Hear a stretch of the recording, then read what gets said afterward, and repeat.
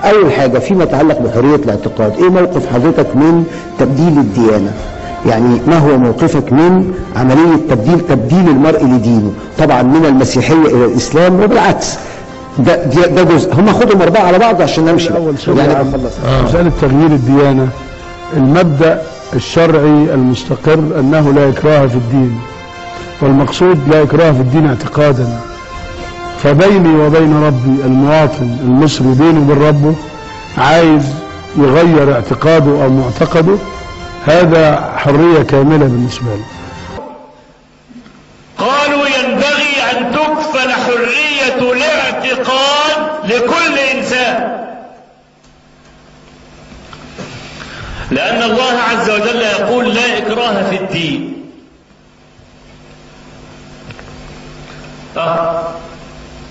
حشاش يفسر القرآن لأنه ربنا ادى الناس الحق في أن يؤمنوا به أو لا يؤمنوا، حرية اعتقاد. المبدأ الشرعي المستقر أنه لا إكراه في الدين، والمقصود لا إكراه في الدين اعتقادا. لا إكراه في الدين، نعم، من شاء فليؤمن ومن شاء فليكفر، نعم، لكن بشرط ألا تدخل دين الإسلام. أنت حر، وأنت بره أنت حر، لا يجبرك أحد على اعتقاد الإسلام ولا اعتناقه.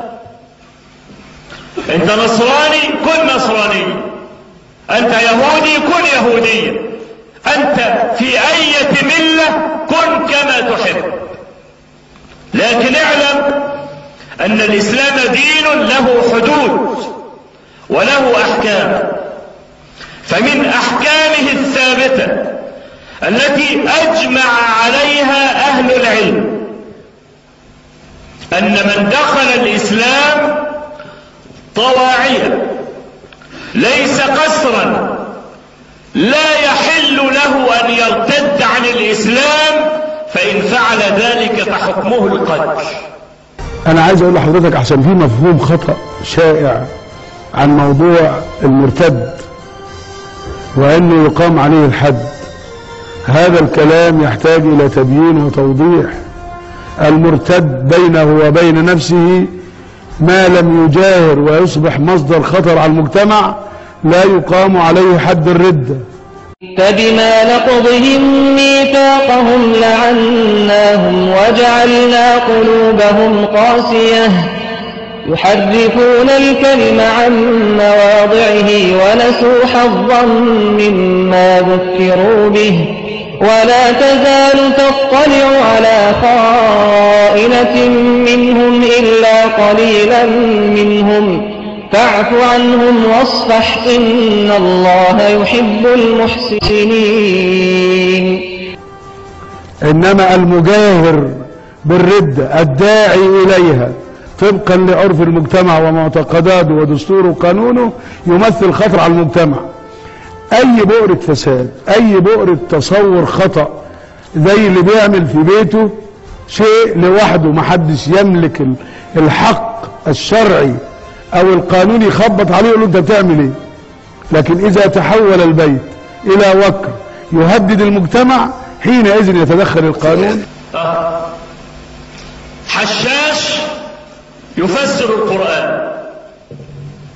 إنكم إذا ترك أحدهم الإسلام ودخل في النصرانية تطالبون بتطبيق حد الردة عليه. هناك فرق كبير بين المطالبة والنظرية وبين التطبيق والإعمال. من يستطيع أن يطبق حد الردة؟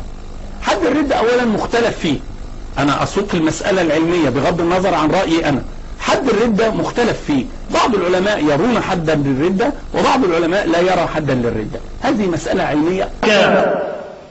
فمن أحكامه الثابتة التي أجمع عليها أهل العلم أن من دخل الإسلام طواعيا ليس قسرا لا يحل له أن يرتد عن الإسلام، فإن فعل ذلك فحكمه القتل.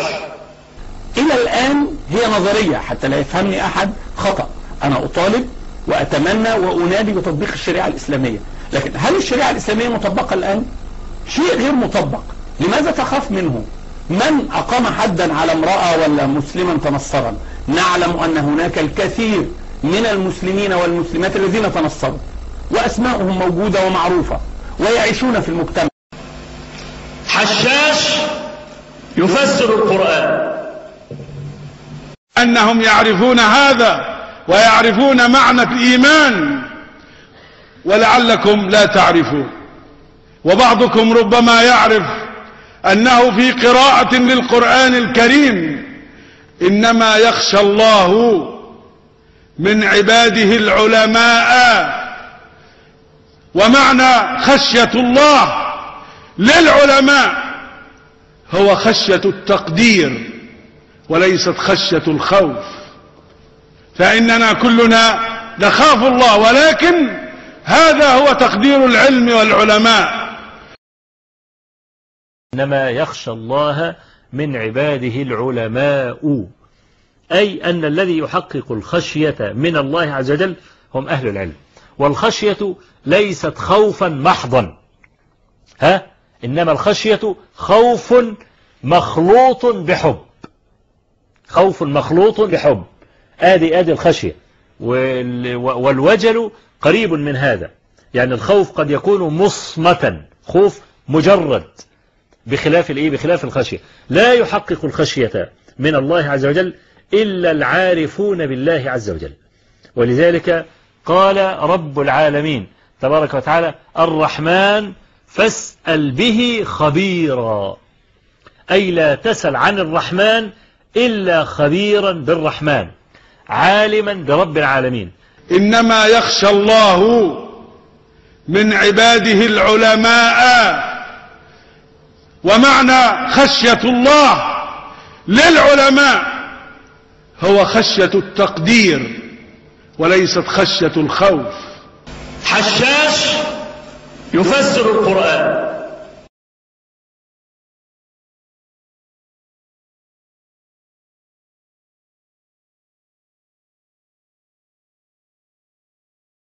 البر قبل القسط. القسط والعدل فيه جفاف، الإحسان إليه، إنما البر. وفي آيات تانية برضه بتقول إيه؟ بتقول إنه لن ترضى عنك اليهود والنصارى حتى تتبع ملتهم. ده توصيل لواقع. طيب يا دكتور لا لازم بس هي سياقها. لا ده توصيل. كفر الذين قالوا، مش في آية هم بيقولوا إن الله ثالث ثلاثة؟ اللي موجودين في مصر ما بيقولوش كده. لا معلش. طيب علشان ده مش موضوع. هم بيقولوا إن الله ثالث ثلاثة؟ اللي موجودين في مصر ما بيقولوش كده. لا معلش. طيب علشان ده مش موضوع. هم بيقولوا ان الله ثالث ثلاثة؟ اللي موجودين في مصر ما بيقولوش كده. لا معلش. طيب علشان ده مش موضوع. يا نهار اسود، ايه ده يا جدع ده؟ الواد منصور ماله؟ ما بيجمعش. ايه ده؟ السلوك اللي عنده دخلت كلها على بعضها. مخه بقى ففاه وجزمته بقت في دماغه. مش انت ايه يا ابني؟ مالك يا منصور؟ مش انت اللي بتجيب لندن ولا مين اللي حصل لك ولا ايه اللي عمل ايه؟ شو اكلمك؟ ده انت وصلت يا جدع، والله الف مبروك يا موسى. والله ده انت المفروض ما تقعدش معانا بقى، تروح تقابل الناس اللي جايه من بره دي وتقول لهم على الكلام اللي هم مش عارفينه. والله العظيم الف مبروك يا مرسي. ضمت تدعي لك والله العظيم، امي بتحبك وتدعي لك. تقول لي ما بتجيبش مرسي ليه يذاكر معاك يا منيل؟ والله قول كده بقى البتاع اللي انت عملتها دي كده، قول كده يا مرسي. قول البتاع كده. ايه يا ابني اللي انت بتقوله ده؟ البتاع اللي انت قلتها ايه؟ انا عايز جمله مفيده. قول لي جمله مفيده عشان افهمك. مش انت قلت لي البتاع امك مالها ولا الكلام يا بتاع؟ تعالى هنا. مش انت اللي مش كان بيكلمك انت ولا؟ قول كده، قولها يا مرسي لحسن حد، قول لي احسن حد يسالني فيها ابقى محرج قدامه. بس قول لي انا مش فاهم انت عايز ايه مني. مش انت اللي قلت؟ طب انت اسمع، هقول لك حاجه، اعمل الشريط كله وانا اشاور لك على كلمه، اقول لك اهي هي دي بقى البتاع، هي دي الكلمه اللي انت عملتها. كلمه من الكلام اللي انا قلتهم؟ ايوه. امال ايه؟ هم بيقولوا ان الله ثالث ثلاثة؟ اللي موجودين في مصر ما بيقولوش كده. لا معلش. طيب علشان ده مش موضوع. هي دي بقى البتاع، هي دي الكلمه اللي انت عملتها. عشان عندي سؤالين والوقت بيخلص. هل ستطبقون الشريعه الاسلاميه في حال ما اذا ما فزتم؟ الشريعه الاسلاميه موجوده في الدستور المصري اوريدي، مش انا اللي هطبقها. الدستور المصري القديم من سنه 23. لا اللي هو الاحكام اللي هي قطع يد السارق. لا ده دي في الشريعه. لا هو الاحكام اللي هي قطع يد السارق. لا ده دي في الشريعه. لا يا خرابي يا خرابي يا خرابي. مفيش خلاف عقائدي اصلا، المصريين كلهم مفيش بينهم خلاف عقائدي. المصريين اما مسلمين او مسيحيين. صحيح. ومفيش خلاف بين العقيده الاسلاميه والعقيده المسيحيه. أرجوك ما تسمحش لنفسك بتقييم الموقف بدون دراسة مسبقة، وإلا هتخرج بمفهوم خاطئ تنعكس على رغبتك ابتداء في تلويث الآخرين. الأمر اللي يجعلني في النهاية مضطر للدفاع عن صديقي بصرف النظر عن أي اعتبارات أسرية بعيدة عن أرض الواقع. ما شربتش الشاي أشرب الزيجة. الخلاف يعني خلاف ديناميكي، خلاف آليات ووسائل. ما شغلنا به جدا. يعني زي ما بيقولوا الجماعه بتوع الغرب كاينيتكس، يعني مش ميكانيزمات، يعني مش خلاف عقائدي. لا يمكن ان يكون عقائدي. جاي مع مين ده؟ انت جاي مع مين؟ انا بقى ما حدش له دعوه، ده معايا انا بقى. هنا البي بي سي، الله هنا البي بي سي، الله هنا البي بي سي. فرس ابن المعلم الزلاتي اتهزم يا رجاله.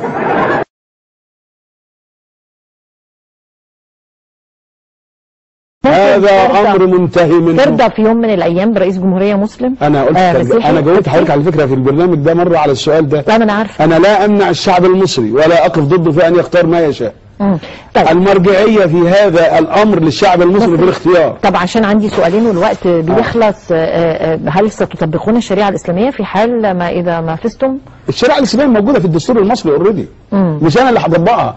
الدستور المصري القديم من سنه 23. لا، اللي هو الاحكام اللي هي قطع يد السارق. لا لا لا لا، ده مش الشريعه. لا هذه احكام فقه، وفي التاريخ كم يد قطعت في التاريخ كله. لا، اللي هو الاحكام اللي هي قطع يد السارق. لا لا لا لا، ده مش الشريعه. لا هذه احكام فقه، وفي التاريخ كم يد قطعت في التاريخ كله. لا، اللي هو الاحكام اللي هي قطع يد السارق. لا لا لا لا، ده مش الشريعه. لا هذه احكام فقه، وفي التاريخ كم يد قطعت في التاريخ كله.